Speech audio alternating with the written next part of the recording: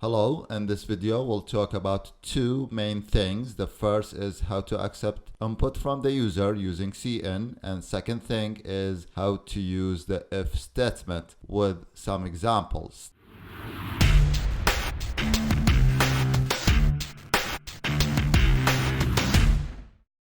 Subscribe to the channel and activate the notification bell to be the first one receiving the latest videos. Hello. In this video, I'll show you how to accept input from the users. So last time we worked on data types and printing out some results or some messages on the black screen. Today we'll keep working based on what we learned last lesson, and now I'll show you how to accept input. So the command to accept input from the user is cin. If you remember last time we talked about the cout to print something on the screen, but now cin. Both of them need the IO stream that we included here at the top. So input output stream. So now cout, let's display a message and let's say please enter your name. Okay. Now, if you want to accept the name, so line number 7 is just to display a message to tell what the user should enter. But here is the instruction cin. This is the instruction to accept input. And now we want to accept the name. But as you learned last time, that before we use any variable name, we have to declare that variable.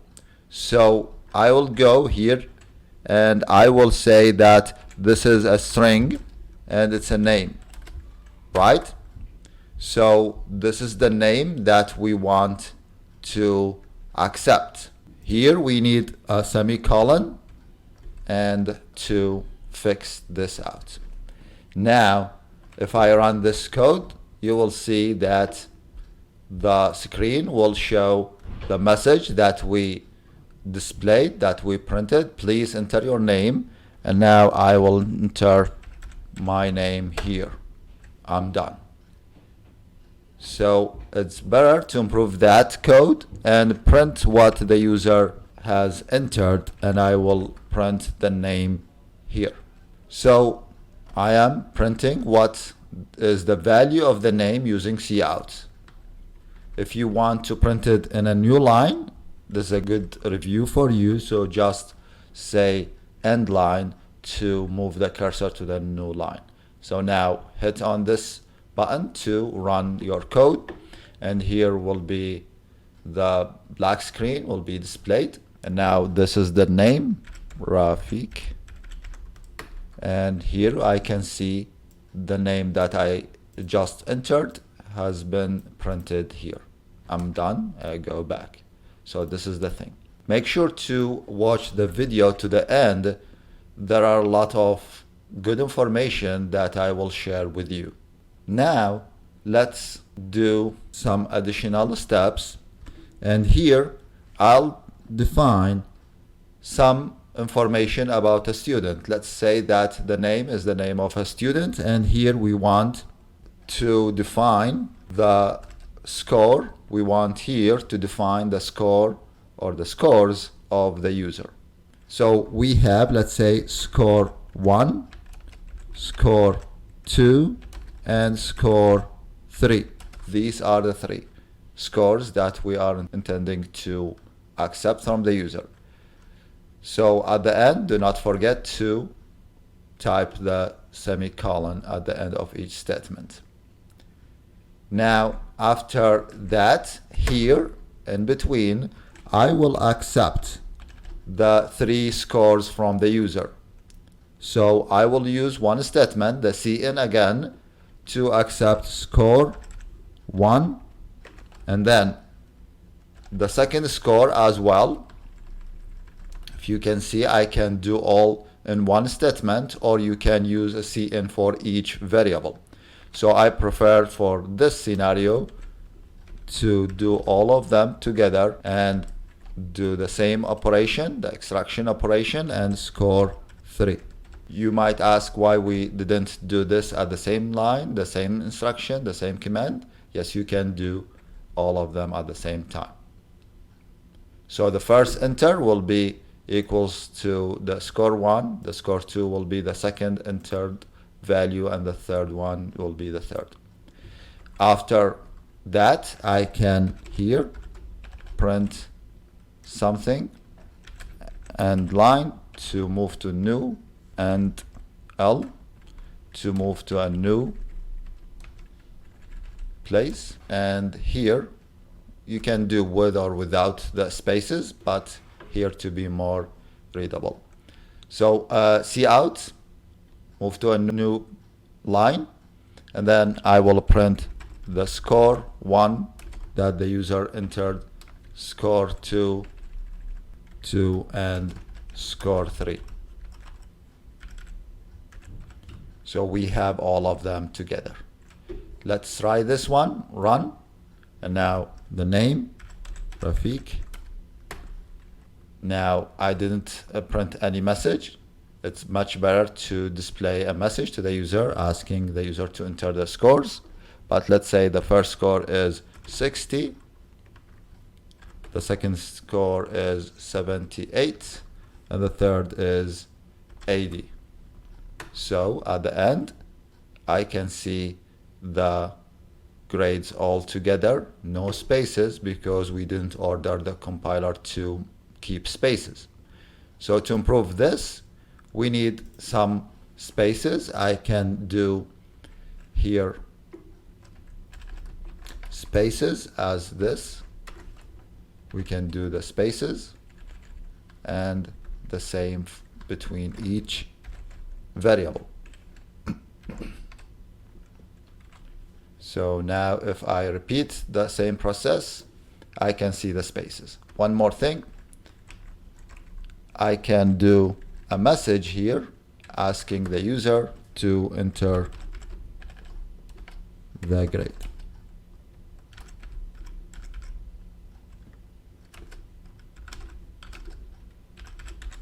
Enter your grades. Semicolon at the end, and we'll be good to go. So run. Here's the first name, the grades 40, 80, 90. Here are the grades. This is the name, and I have all the things. So here you learned how to use the CN to accept input from the user and much more details. Great. Now let's move on and improve this project. And now if I want to calculate the average of the scores, so I will define a new variable name average, and I can initialize it to 0.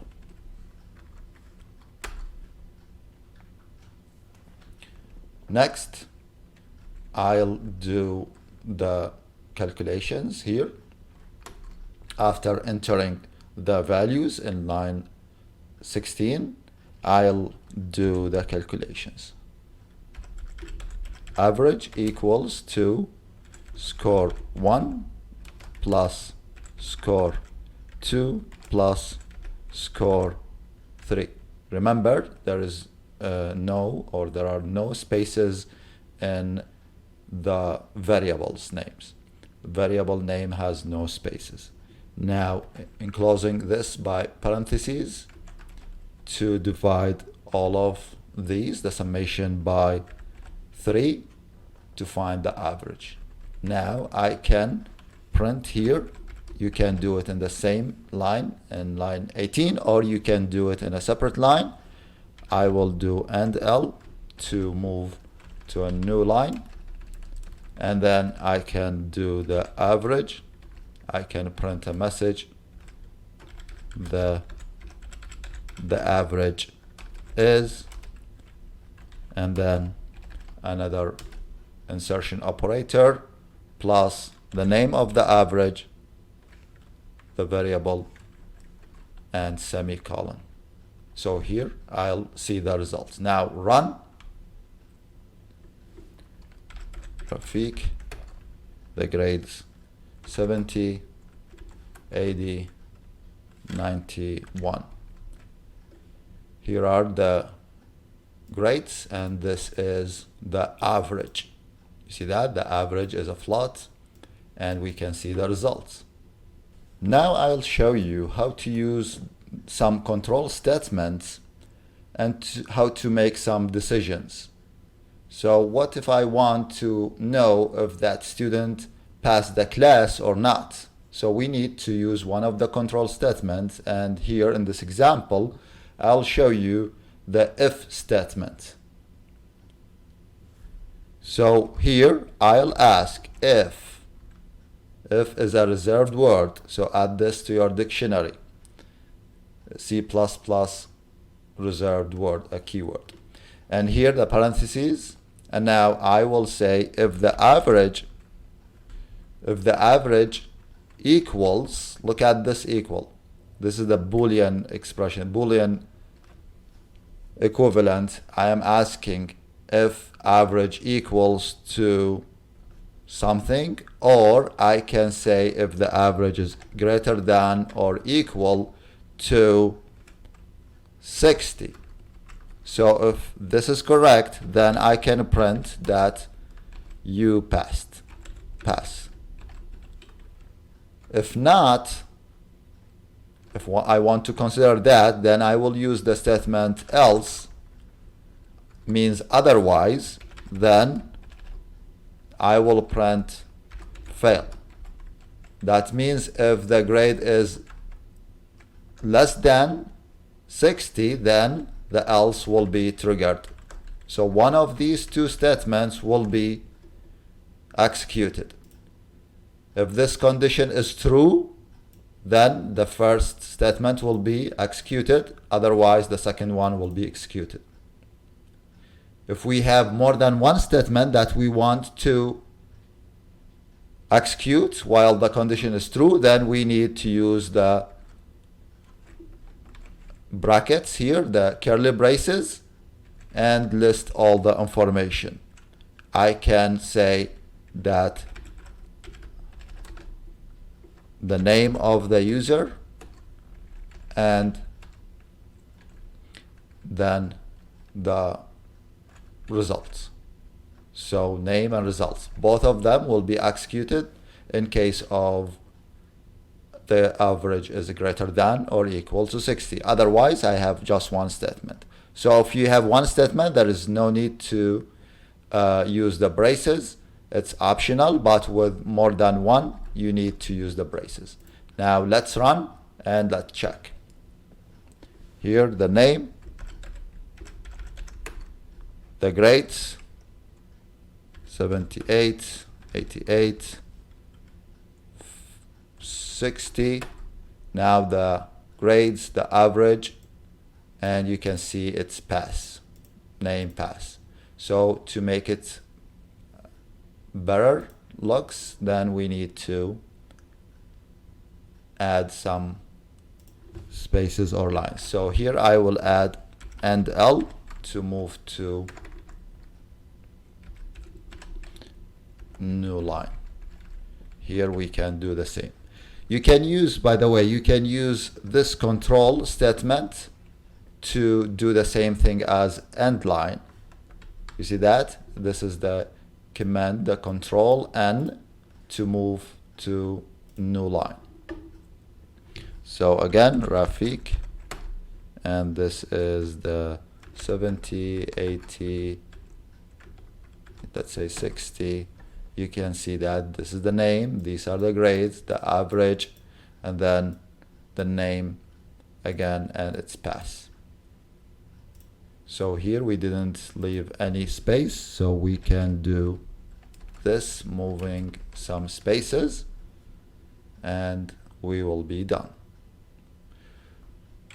In this part, I'll show you more examples of using the if statement. So based on what we did so far, we want now to find out which score is the highest score that that user gets.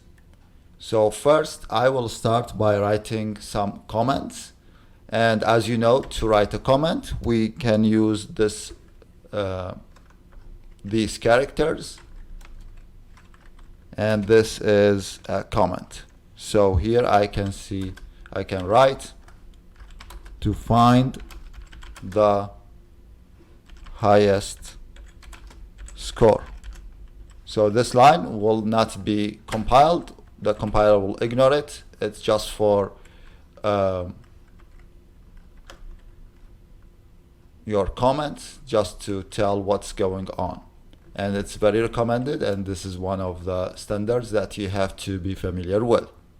If you have more than one line, so you can use these symbols and you can write the different information, different lines, many lines in between these two symbols. But now let's keep it short. We have just this one statement. Now I want to say if, again if statement, and I want to compare each score with the other two scores. So we have many ways, and I will do the shortest way. So score 1, if the score 1 is greater than, this is the operator to use to compare it to the others, greater than score 2, and means we need to satisfy both of the things. Score 1, again I have to repeat that, score 1 is greater than score 3. So in case that both of the conditions, this is the first condition and the second condition, if both of them are true, then can you tell guys which one is the highest score now? So score 1 is greater than 2, score 1 is greater than 3. If this is the case, the compiler will check the numbers.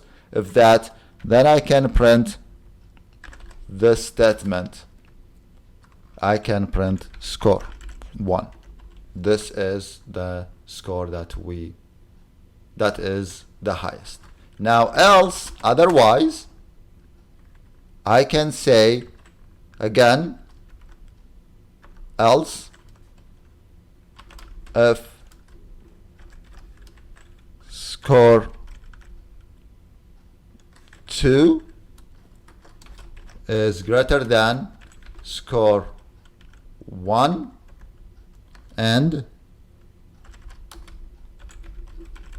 greater than score 3. Then now you can say that the answer will be score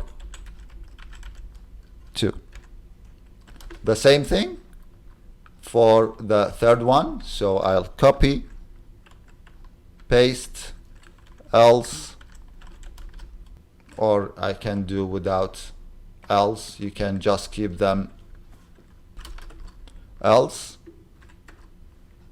If this is false, the previous one, then I will compare the 3 to 1 and the 3 to score 2. If this is the case, then score 3 is the highest number. So now let's run the code again, and here is the name, the grades, and now this is the name, the grades, the average, pass, and which grade is the highest. Here is the highest grade, 70. You see that? It's the highest grade. So we can do whatever we want. Now you can do this in many other ways, but this is one of the ways. When you are done at the end, you can write return 0. This is required for the main. Main is returning something, and we said that this is an integer, and the 0 is matching that, it's integer, returning that. Now the bonus for you here, look at this. If I say my name is Rafeeq al-Hashimi and there is a space here, so look at this. Here my name is just Rafeeq without the last name. Why is this? This because that the CN here in line 13 is accepting all the characters before the space. When there is a space, then the CN will be terminated and everything after the space will be ignored. So how to overcome this and how to accept a name with two parts separated by a space? To do this, we need to use another way, use another instruction to accept input if it is a string. And this will be get line parentheses CN comma the name, the variable. But this command needs another header file to be included at the top, which is include string. We need include string, and this will be good. So the required header for the get line is this, include string. And the purpose of this line is to accept a string that has some spaces. So let's repeat this statement. Let's run this code again. Rafeeq al-Hashimi. There is a space. Enter the grades. 80, 90, 80, let's say 84. And you see that, look at this. Here is the full name now. So again, get line to accept input with spaces. This is good for strings.